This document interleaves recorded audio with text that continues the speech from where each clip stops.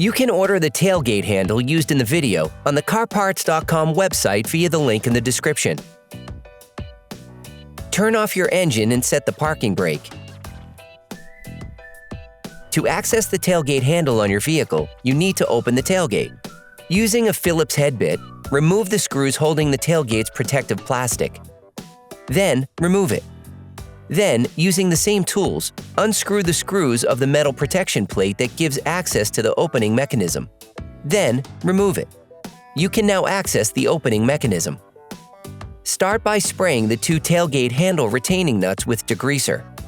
Using a ratchet, a small extender, and a 10mm socket, unscrew the 2 screws.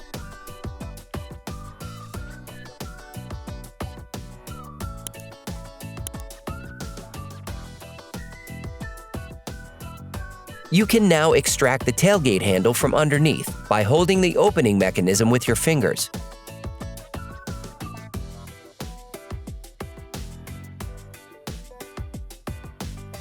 Hey, it's Alex from CarParts.com. If you enjoyed this video and want to support us, like, comment, and subscribe.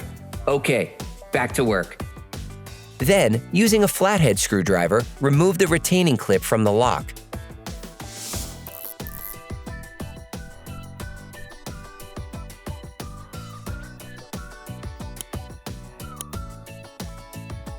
You can install it on the new tailgate handle later.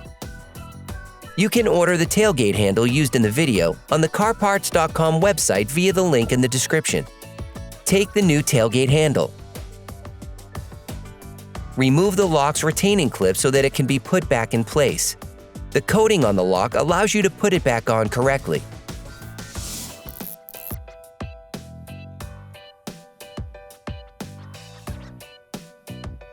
Put the lock back in place and lock it in with the clip.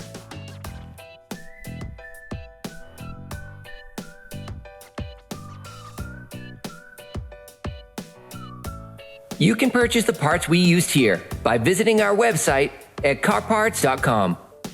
Replace the tailgate handle by inserting the top part of the handle first.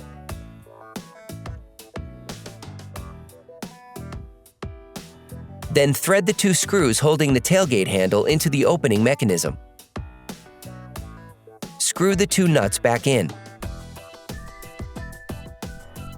Before closing everything, we recommend testing the function of the opening and locking system, with the lock in both the open position, which allows you to operate the opening system, and in the closed position. You can also check that the door opens and closes properly. If it's difficult to open, you can adjust 2 locking actuators by lifting the 2 plastic rods, which allows you to adjust the opening path of both actuators.